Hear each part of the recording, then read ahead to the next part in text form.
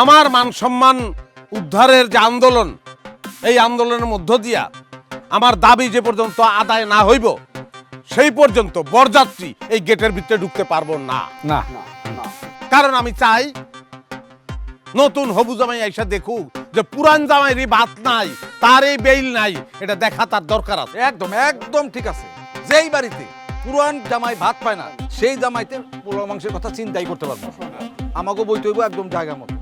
আর খারাইতে হইব অনেকটা ওই যে বড়শির মুখে, মানে মাছের মুখে বড়শি যেমন থাকে না অমনি, ঠিক আছে? হ্যাঁ, তুমি এক কাজ করো, গ্রামের লোকজন আছে, তুমি তোমার দাবি পেশ করে ফেলো, বক্তব্যটা দিয়ে ফেলো। সম্মানিত গ্রামবাসী, সম্মানিত শ্বশুরবাড়ির এলাকার গ্রামবাসী, আসসালামু আলাইকুম। আমি আপনাদের গ্রামের একজন সম্মানিত জামাই, কিন্তু আমার সেই সম্মানটা এখন আর নাই।